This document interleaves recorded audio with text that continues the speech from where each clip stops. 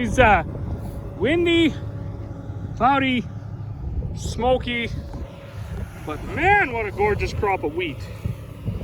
We had a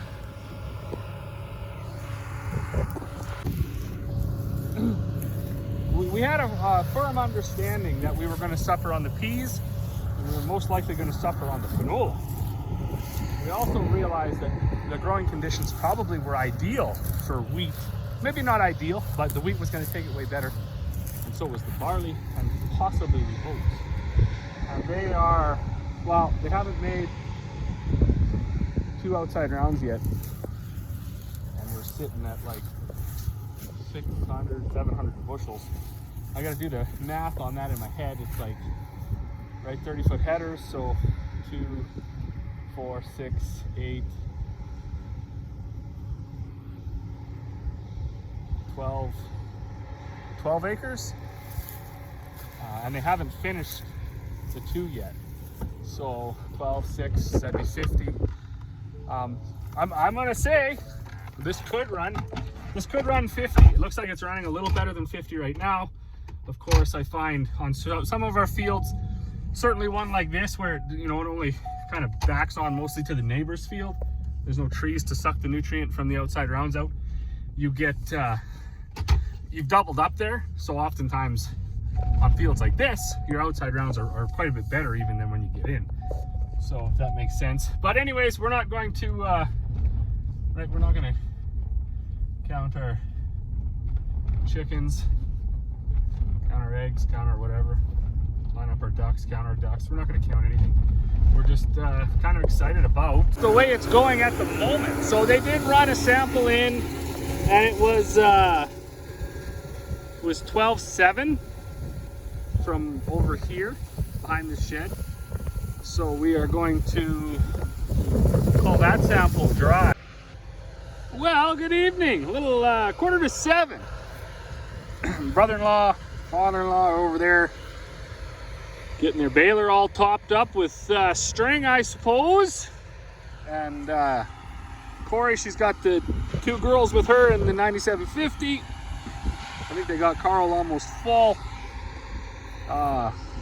He's made quite a few bales. We didn't start dropping straw with the 9750 till right around here somewhere. So bale count should double. Mother and Buddy are up there. I didn't know what to expect that this would run. Father-in-law thinks it must be running at least 45. Always the guy's hoping for more, right? So I got my, I don't have one of them bushels plus or whatever they call them, pans. I think those are a waste of time, to be totally honest with you. And that's just a cheap way of looking at things. I realize that, but for like $2,000 or whatever those things cost, I can take my cookie sheet. This is roughly, it's like a little bigger than the square foot, I think. And then there's a chart that the John Deere folks give you for 930 rigid headers about how many seeds you should get on this pan. Now, of course, they're another big load of bales going west. So, of course, they're I don't even know what I was saying. Okay, so yeah, we're dropping straw. So this is the easiest way to tell. Like, I just went and placed it in there. So I guess you could get a couple from header loss. Generally in wheat, you're not going to have header loss though. So, or you shouldn't have much, except for if she misses like she just did. I'll just probably run my pan over. Anyways, so we're dropping straw. All of that whole entire 30-foot width is getting concentrated in the combine. Dumps out the back. So this is as close as you're going to get to a real accurate representation of your losses.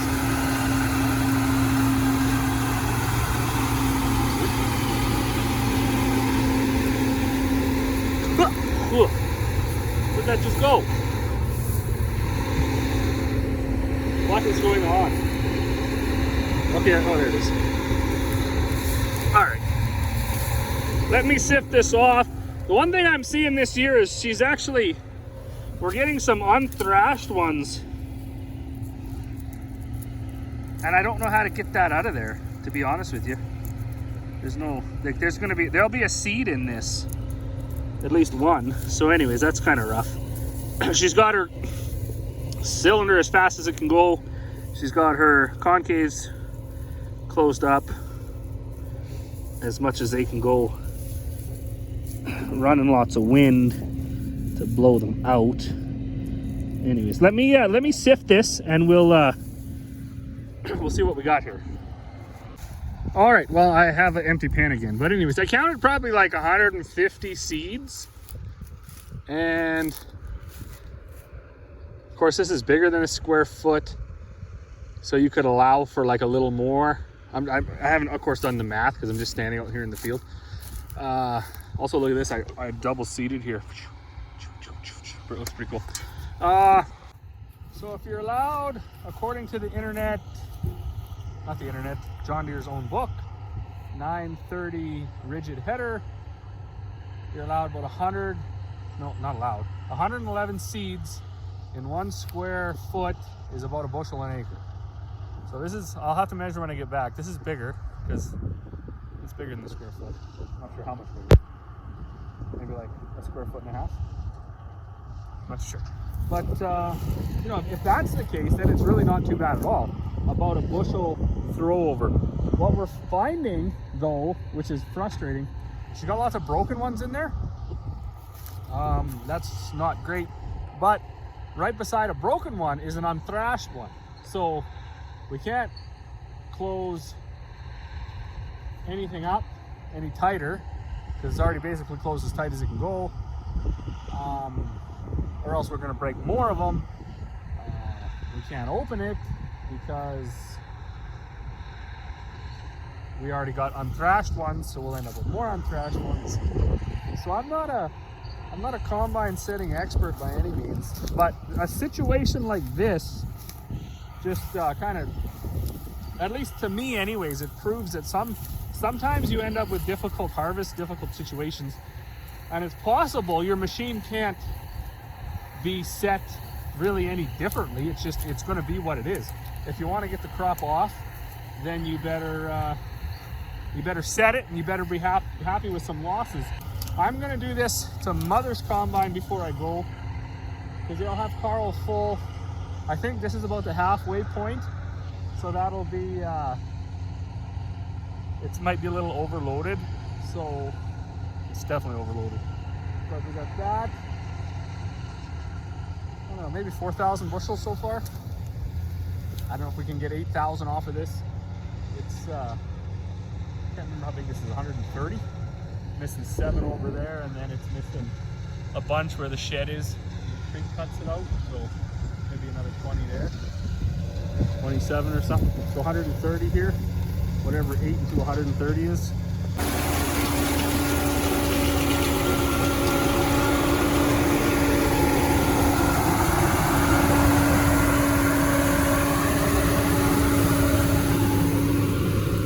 Oh boy.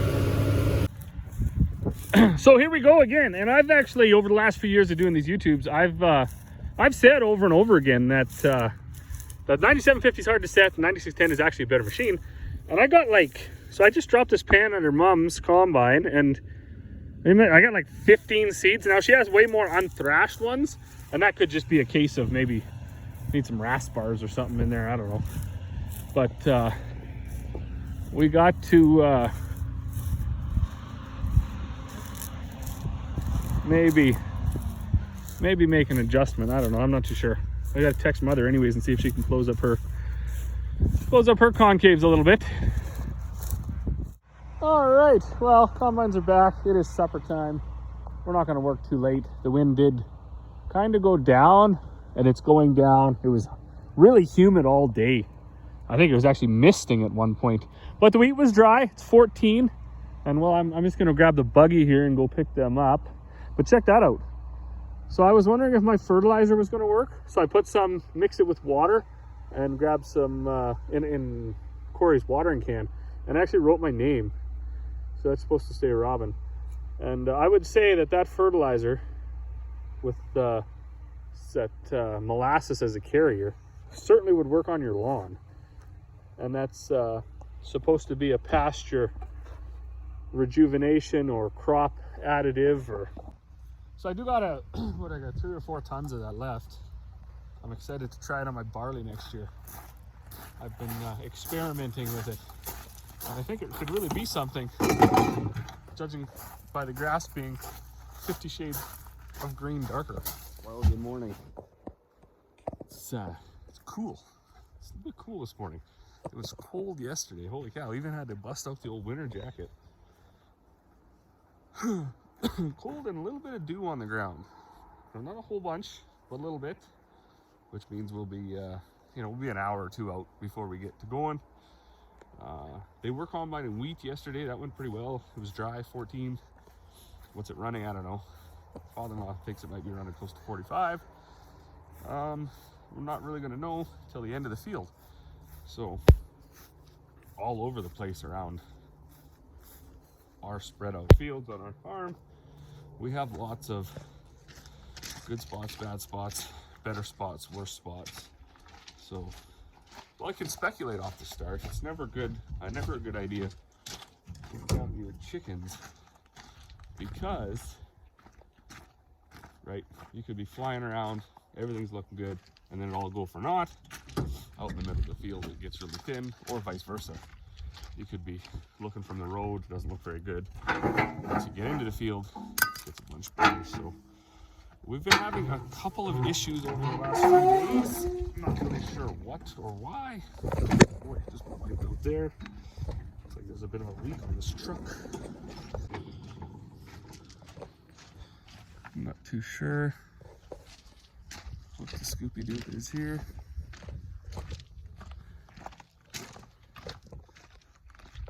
Okay, so I'm not sure where it got off with that. It looks like it'll be a little bit, possibly an external coolant leak. Maybe a hose needs to be tightened or something on that truck. Or it's possible I just spilt a little bit and it ran down there yesterday when I topped it up. It also didn't start yesterday. It's got this like slow crank, slow start situation happening. We did change that starter, we changed the batteries. It seemed to get better for like 5 or 6 starts, and then it's not. So I don't know, maybe those batteries were no good off the start. Maybe the starter was no good off the start. Then last night I was out cutting some peas, not peas, cutting canola right across the road here.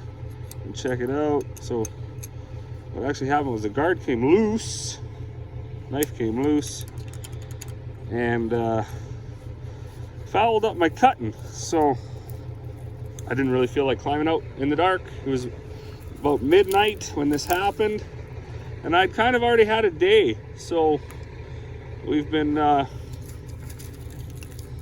combining. We combined wheat all day. Got the combines cleaned out yesterday morning from peas. Cleaned the hoppers out, blew them out, so on and so forth, and then got switched over. So everybody was kind of tuckered out after supper, and I decided to come out anyways, cut canola for a couple hours until I got tired or until I had an issue, and well, I had this issue. So we're gonna get this changed, and then we'll get this moved out of the way. Well, good morning. Shifted into another day. So Dad is working away here. Lost the Wobble box on this header last night, so Corey's in town picking that up. Dad's cleaning it up, getting it ready. I was swathing over here. I don't know if you can see that. I swathed this 200 acres of canola. Finished about 2 a.m. Just fueling up this 9610 so Mother can take that out. And then we are drying some wheat. It's always interesting. People are fairly they're fairly solid on their views of when it comes to drying, right? And there's quite a few people that like they wouldn't even consider drying grain in August. And here on our farm, so we don't have an elaborate setup. Like there's almost no value in what's there. On a good day, that dryer's probably worth $5,000. On a bad day, it's worth 500. The tractor running it on a good day is worth over 20 grand. On a bad day, it's worth 7. The auger filling it, right? I mean, there's not $50,000 tied up in our whole drying setup. So for us, we utilize it, and we'll start drying as soon as we can start combining. Now, like 90% of the wheat came off dried. The outside edges, around the trees, some of the low spots had some green in it. And you'll see oftentimes guys will cut that out and they'll leave it. We don't even bother. We just go right through it. That's why we have an abundance of little trucks too, not just, you know, whatever. All the dry stuff goes in the Super Bees. All the questionable stuff will go in a little truck, and then we can dump it right in the bin, right? So the only reason why this is here is because when they went around, there was so much volume that it ended up being like 2 full hoppers and then a third of a hopper, and they still had these full of dry grain from the other field. So anyways, I guess what I'm saying is, if you're going to dry only when the conditions are bad, you need to set up these big systems, because you got to handle a lot of grain fast. And just our way of thinking of it, we don't have big combines, so we can't take a lot of bushels off. We don't have a lot of land, so we don't have that issue. And I mean, we don't have the best land, and we're probably not that good at farmers because we don't grow these massive yields that everyone talks about. So for us to put through, say, 30-40% of our production through this dryer, it's going to take some time. So why not start earlier? I can tell you it's a lot more fun to dry grain at 11:45 on August 23rd when it's already like 25 degrees than it is October 23rd when it's already been snowed under and it's cold and it's wet and it's frozen every morning and it's rainy and it's awful, and you're always sweeping things off, tarping stuff, right? So that's why we do it. I would much rather do this in August and early September than I would late October, November.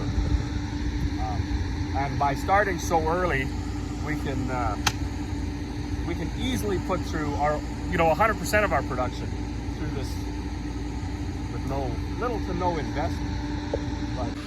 And actually, as it's gone the last few years, we haven't really needed to dry a tremendous amount of our production. So we've lucked out that way. But I can also say for a certainty, if there ever comes a time in my life when there's nothing left to buy, and there's no payments left to make, and there's just an abundance of cash, setting up a grain handling system with a dryer, an interconnected dryer, is going to be on the top of the list. But until we get combines upgraded, maybe a new heated shop, some tillage equipment, the old dryer is going to have to sit on the back burner for a little while. It's warm out there. I also didn't even touch on one more fairly important point when it comes to drying grain in August. They got a bunch of rain in the forecast for tomorrow, 90% chance of like 25 to 30 mils. So we might not get anything, the weather people don't know, but if we do, that's going to start to deteriorate even your standing crops, right? The canola will take it. If you got peas swathed or even standing, they're going to they'll take it if it stops at that and the rain doesn't knock them over, if it doesn't come too hard. But your oats, even standing oats, swathed wheat, standing wheat, swathed barley, standing barley, doesn't matter. You're going to start to see color change. You're going to start to see bushel weight change. It's going to go down. Just quality as a whole will drop if you get a tremendous amount of rain. I fully expect that the wheat we have just combined, so we got about 200 acres of wheat off now. It's mostly coming off dry. We've dried, 5 loads or something. But I expect, and I don't know how to grade grain. I've never took a course. Don't even know much about wheat. But it looks the same or better than it did last year. And last year it was #1. So, of course, I can't tell the protein. But I'm sure it's going to be decent enough, 13.5 plus, I hope. So anyways, all the wheat we've taken off before the rain should, no question, easily make a #1 decent protein wheat. After the rain, you never know. You could be downgraded to a 2, 3, possibly a feed.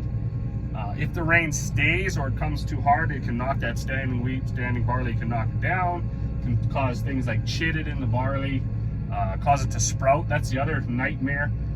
When the crop is ready in August, it's so hot that any moisture, once that kernel is dried down and it's gone through its cycle of being a mature kernel, if it gets rehydrated, it will actually sprout. So you can have barley sprouting in the head, and then there goes your malt. It just is all feed now. We've had peas swathed before that laid in the rain for 2 weeks that all sprouted in the pod. Wheat, all of it, right? So that's more